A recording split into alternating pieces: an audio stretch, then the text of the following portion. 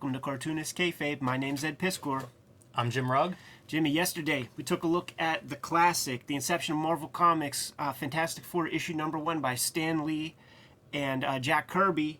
Thought, why not take a look at the updated version for the 90s, Jim, by Jim Lee and the luckiest man in comics history, Brandon Choi. First, a couple plugs. Street Angel, Deadliest Girl Alive, my collection of full-color Street Angel comics from Image Comics, Superhero Ninja on a Skateboard. And the reason I want to talk about this now is because I get questions about what's in these two books. Completely different. So if you have the hardcover book, by all means, pick up Deadliest Girl Alive and vice versa, although the hardcover is out of print. So if you find that somewhere, pick it up because that one's harder and harder to come by. But no overlap in what is in these two books, completely different volumes. Patreon.com/EdPiskor. Serializing my current comics project, Red Room, for the early adopters. Murder on the Dark Web, for fun and profit. $3 to get you the archive. There's nearly 2 complete stories up there as we speak. Putting new strips out every Tuesday. But like I said, it's for the early adopter. There will be a proper version of these comics in stores in 2021. You should update these things whenever you tell us what's new this week. It should be body counts. Yeah. Remember we used to watch like Friday the 13th and it'd be like 23 people die in this one. Yeah, do the Joe Bob Briggs version of it. 64 gallons of blood were shed in the making of this comic. All right, man. So Jim, we went through this baby yesterday. It was a pleasure. Now let's see if we've rekindled that same pleasure. Let me frame it for a second too. Yeah, please. Marvel Comics on the brink of going out of business whenever Jack Kirby and Stan Lee invent Fantastic Four in the Marvel Universe, and of course we all know what happens after that. Heroes Reborn. Same after deal. Marvel goes bankrupt and they're trying to come back. Who do they turn to? Jim Lee on Fantastic Four. The Golden Goose, the guy who helped sell 8 however million copies of X-Men #1. Let's rekindle that magic, man. And is Chris Claremont with you to write a coherent, full meaty tale for an introduction to new readers? No, he brought his friend Brandon Choi from high school or whatever the fuck, and had him write the thing. This was such a bizarre comic whenever it came out. I was still kind of reading this stuff. Let me get that one because this is totally cribbing that. That's so cool. The framework for this, of course, is Jim Lee and company. Part of the reason Marvel goes through bankruptcy, their big artists leave and start Image Comics. Then, of course, the comics market, full of speculators, collapses. And so here we are in 1996, the bottom of the comics market, and trying to recapture the magic, as you say, Ed. Pretty bizarre to be like, hey, Jim Lee, Rob Liefeld was also tasked with Heroes Reborn doing Captain America and Avengers, but it was like the prodigal sons returning to Marvel to try to do what they could. I'll keep this handy in case we find any more pages that repeat. But one noteworthy thing, double-sized issue. There's probably 30, 40 pages in here compared to the 23 pages that were required to do that Fantastic Four #1 that left you very satisfied and eager to check out the rest. I do like this kind of stuff where you'll see a page repeated or a panel repeated like that, with an updated style. And I will say this about the coloring, something to notice as we go through here. This would have been state-of-the-art comics coloring. Wildstorm's coloring unit was one of, the first to go to digital colors. They did it in-house. They had a staff that worked, round the clock, basically. So this is cutting-edge comics for this time period. At least that Marvel DC Image monthly model of superhero comics, this was as much technology as you could get at the time. Still being corporate as fuck. And we have to say it because you can't see it. Printed on that old kind of, like a step up of shitty newsprint. But these kind of colors, the reason the 64 color model was used for 100 years in comics history was because a lot of those colors will show up too dark, too muddy, too fucked up. So there was, it's very rigid, tough color separations.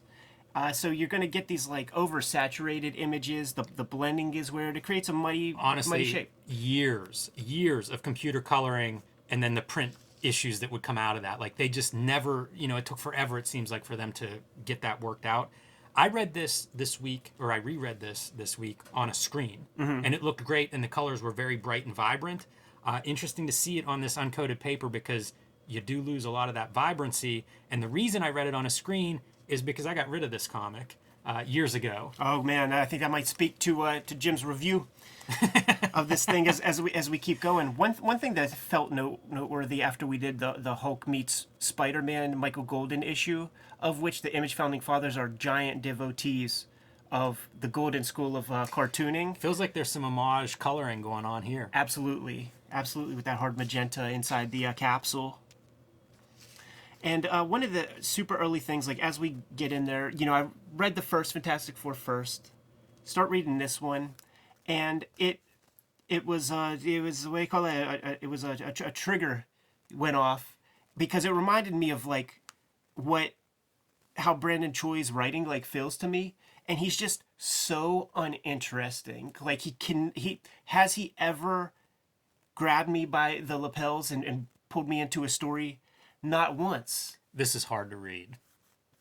That's a lot of text right there that doesn't Saying say nothing. anything. None of this says anything, and when interaction starts to go down, it's all cliche stuff that you've seen in movies, essentially. Like I don't know that Brandon Choi is much of a reader, because he's not pulling from any kind of like literary tradition or any of the like the simple hallmarks of like what it takes to write a story. It's all cliche action movie bits.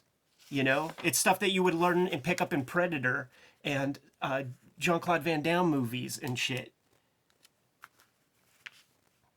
Very glamorous Sue Storm. Yeah, this is a boardroom meeting.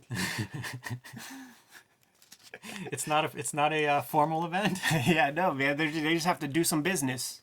It's funny what's updated and how much that now feels dated. 24 years Oh, later. wait till we get to Johnny Storm. He looks like a goddamn 90s porn star. He looks like a dude from that would like Limp Bizkit. And what's happening is her team, Reed Richards and crew, they're getting pulled off the project for that little space capsule thing. Wyatt Wingfoot, SHIELD operative, is going to be the dude who comes into the mix to fly the capsule, the experimental ship. Which does explain the whole why you might break into that spaceship. It's your project and you're being removed against your will. Right. Maybe you take matters in by a defense department, by a weapons, a military unit. So, yeah, you might feel self-righteous and decide that you're going to run this mission anyway. A lot more words from Brandon Choi saying so nothing. So many words. Saying nothing. I think this is the reporter girl, Colleen Chang. I think she's the Image reporter, like that would be in like the Spawn, the three heads. I think that's supposed to be her. That's funny. An Easter egg. Now, yes, and there's a lot of them, man. Look, an homage little icon on Ben Grimm's hat there. So we have to introduce our test pilot, right? And then our wily, nubile, young hothead. Speaking of digital coloring, there are so many of these transitions blending, and it's just like, where is the focus point? Because you've got it going on in backgrounds and stuff. Like, how many colors can we put into these backgrounds? It feels like we're just fighting. Every pixel is fighting to shine brighter on the surface.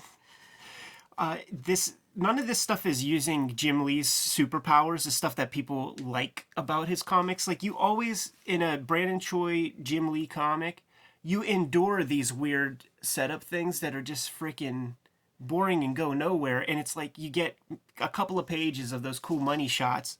In here, there's almost zero of them. You got this little piece right here. I actually like it. I thought it was a good swerve, man. You got your girl... Ben Grimm notices her, and there's some good body language right here when, surprise, motherfucker! Like, that's good stuff. Yeah, I'm on board for that. That's good stuff. But there's your Johnny Storm looking like just a girl that your mom would not want dating your sister. In 1997, man. It is fun, too, to have, like, you've got this Lamborghini with about 1/4 of an inch clearance out in the desert racing next to that Jeep. Yeah, forever, man. Lamborghinis weren't really allowed to be here in the streets of Pittsburgh for just the potholes, man. And they're on like shitty terrain. Playing a game of chicken. But boy, those colors! It does turn to mud with the total mud. uncoated paper stocks, you know, and it's surprising considering the paper stock of what Image was producing. Right. Like you bring these guys in, you pay them a lot of money to produce these books. You would think they would spec out the paper and production side of it too. These corporate people, man, like don't have a fucking clue. They just don't have a clue. They'll give, and Rob said it publicly, man. They'll give you $3 million to make this issue, and skimp out wherever they can to like make that up. As you're seeing page after page of setting up our guys. To this comic, you get one page. Yeah, I was going to say, like, I didn't keep track of the count that we've gone through. Yeah. But it's got to be half the issue's length of this first Fantastic Four where all kinds of stuff happens. The entire origin happens. The villain appears. They go to confront the villain. That all happens in the amount of time that we've seen these guys driving around in the desert. Yeah. We haven't even got our guys together yet. It is, I always think of decompressed storytelling as popping up like 2000 whenever guys are really writing to trade paperbacks and it's 4 parts or 6 parts. But I mean, I don't know what else you'd call this but decompressed storytelling. Yeah, I mean, when, you know, and we'll skip to the climax, when you reveal the things rock body on the very last page, you have to call that decompressed storytelling. You didn't even get anywhere yet. As you could have imagined, Wyatt Wingfoot, bad guy, is being manipulated by Dr. Doom. And that's the other thing, too. It's like, you know all the characters and stuff. So it's like, none of your reveals are poignant, really. Like, right. Like it's like, of course. I do like the Dr. Doom. You know, you get a kind of a cool little shot of him. And I think that does speak to Jim Lee's strengths. Yeah. You know, like give us this classic character and a cool looking shot. So at least you get that. But again, man, think of the page count to get 15 here. pages If getting you went in. through and were like, you know, we look at a million of these comics and we'll be like, oh, splash page on each page or, you know, some anchor on each page. If you went through this and pulled out, like, what are the cool looking panels? We're 15 pages in and, you know, there's maybe that Dr. Doom shot. Right. That's a lot of not payoff. Yes. Yes. I mean, this is issue 1. This is the issue that's going to sell the most. This is the one where you are begging people to buy issue 2 with it. And what are we looking at? Yeah. They publicized this so much in those Wizards and other publications at the time, too. And I can't imagine anybody was stoked after reading this. See, this would be like, it's about time those kickboxing moves you taught me finally paid off. You see what I mean? It's like so funny because it's a very dynamic half of this panel, but if you covered this up, it's like she's just standing there. Right. Yeah, Johnny Storm, he looks greasy. Like, his hair bothers me so very much, shiny. man. He's just greasy. You don't get Fantastic Four outfits in the first Lee and Kirby comics, so you're not going to get them here either. They're going to carry that tradition on. Man, look at how advertising has changed from that first, you know, the first iteration of Fantastic Four to now you're selling to Major League Baseball or something. 2-page spreads. It's a different world. Yes, sir. So there you go, man. Your initial rah-rah. I think there will be a callback. You can see your, let's put all our hands in the middle, guys. Ben, you with us? You know, this is being serious now. Everybody at home, is this an improvement over this? Because what I see is just gray. Yeah. Yeah, it almost not even hands, man. You have a million colors in your crayon box, and you try to use them on some of these pages everywhere. Use a couple here. You know, I'd say the same kind of thing here. Like, give us a not blue background if they're going to be wearing blue in the foreground. Like, make Simple. them pop. This is a heroic shot. This is a Jim Lee moment. You've got the team together, badass. Give us something a little more dramatic on the color side. It's so curious too, because if you look at Joe Chiodo's like painted work, the stuff he does on his own, he does that. So it's like, are you being told to do something? He's not colorist on this issue. Oh, he's not? No, it's Martin Jimenez. So it's a double. Oh, I didn't see Joe. So like, Kyoto. Yeah. So two of I them. bet Yeah. he colored this. I don't know, but I mean that's a good example. Yeah. That figure pops so much more because you've got a different color of your figure in the foreground. So I don't know. To me, this is one where you want those guys to really like give it everything you've got. Right. And then it's like leaning on certain things. So like green is apparently a very important color at this Radiation. point going forward. So you know, you're going to get your little cloud. They would do this a lot, these like effects. We'll put some Joe Mad X-Men's under the microscope at some point, man, and where Wolverine's fighting this steam monster, and it's that kind of thing where you can't tell where the drawing begins and ends, and where does the technicians come in and inject their bits. Looks pretty cool there. Full moon. I guess they're all full moons once you're in outer space. Yeah, for sure, man. This feels pretty Jim Lee right here. Yeah, yeah. You know, little technology, little eye gimmick. Yeah, he would do a very rendered face, I think, is something I'd associate with Jim Lee. With these straight lines, like, it ain't Will Elder where it's like we're going with the planes, man. Straight fucking lines.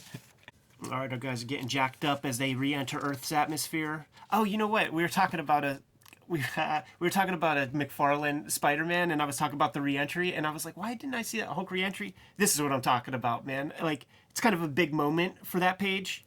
Give it quarter page real estate or something, man. This is the big choice. I do like this. I think that looks really cool, and this is your dramatic moment, you know, of that re-entry. So, not too bad. And this is very similar to the scene of now they've got their powers. Right. You know, like, timing-wise, it's real similar how they play out these origins, and look, why not, you know? That's not the part that was broken of Fantastic Four that you're trying to fix with Jim Lee, so keep that part intact. This is where we finally get to see these guys. This is the money stuff. Yeah. And Torch looks pretty good there.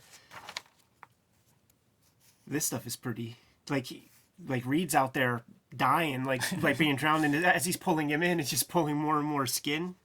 And then when he starts kind of coming to his I think own, that stuff looks really cool. Yeah. He's again, it's fun to draw that elastic character. You know, once you roughly know proportions of people, it's fun to just have noodles for limbs. Yeah. This is a good one too. The transition sequence.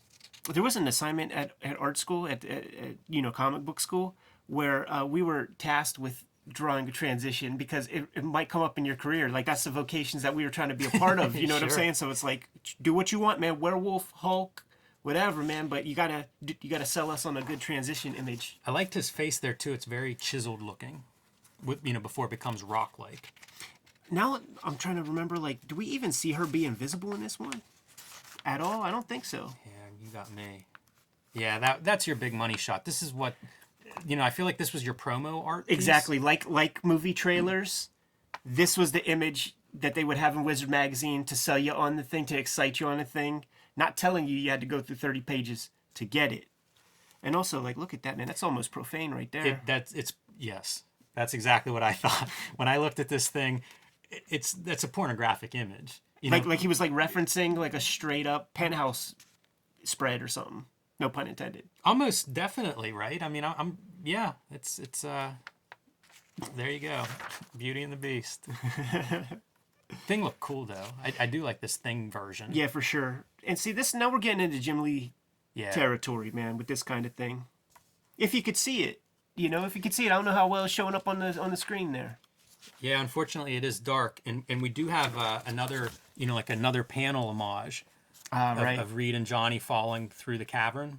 Yeah, difference being here, man, when it comes to Monster Island, that those little mole man creatures have been solidified over time, so we get to see them in here as opposed to the early stuff. But when you start to see these Jim Lee Kirby monsters, it actually makes you appreciate Kirby. This is another one of those, like, bad color choice. You know, his skin is blue, and then the piece of background that's next to him is blue. There's just no visual distinction between foreground and extreme background there. Yeah, just like Very the warm weird. colors here. It's almost the antithesis of like what you're supposed to do. I don't understand the reasoning. I mean, it doesn't take a genius to think blue next to blue is the same. Right. Got to get your thing fighting the rock monster gimmick in there. Look at the mole man. His only change is like don't have those iconic little things. Just give him Bret Hart wraparound glasses. Exactly. Oakley blades. You know, the other change is make him super buff. Jim Lee can't draw anybody who ain't that, man. Like, I think this is his best shot at like drawing like a squat dude, and still has those like pecs that have been worked out for years and years, man, on the press machine. It's funny too, if you look at his head, it's like if he stood up, He's 12 heads high. That's supposed to be this little short character, but Yeah. Just can't do it, man. Like there's, like even little Johnny Storm is. Jim just can't do it. Like he does what he does, man. And you deviate from the model, you deviate from the script. It ain't happening. So that's the dude. That's the wrap up, man. We got to about page 15 of the first Kirby Lee comic in 40 pages. Much more cost. There's some really cool stuff in there. I think that the superhero stuff is what Jim Lee excels at, and that stuff looks pretty cool. I get mad at the paper stock choice because it does make a difference. Like I said, you look at it on a screen, these colors look very, very different. But the part that they choose to like decompress and expand, I just think that's a bad use of pages. How about this crazy like little piece of comic trivia too, man? I pulled this out, dusted it out of the bins here, man. Yeah, this is new to me. I didn't quite make it this far with Heroes Reborn. Yeah, so issue 13. It's become a Wildstorm comic.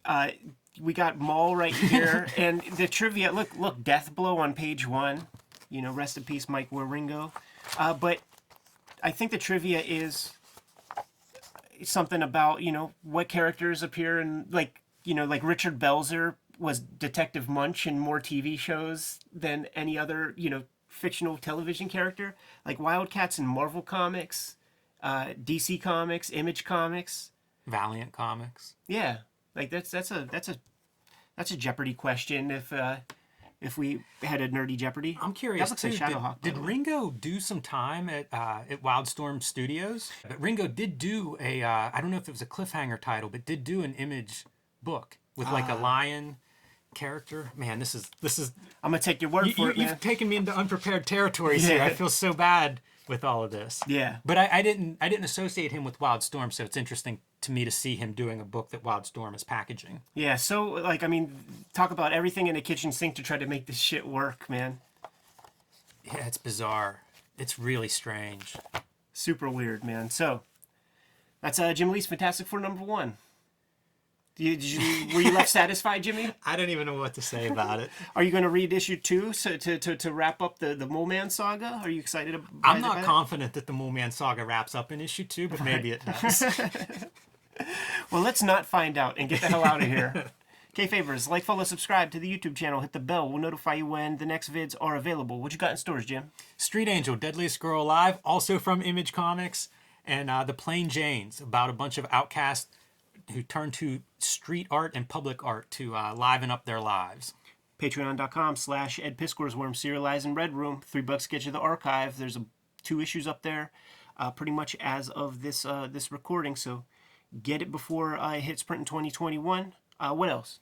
Subscribe to the Cartoonist Kayfabe e-newsletter at the links below this video to keep up with everything we have going on. You can also find Cartoonist Kayfabe t-shirts and merch at the links below this video. Give them one more set of marching orders, Jimmy. We'll be on our way. Read more comics.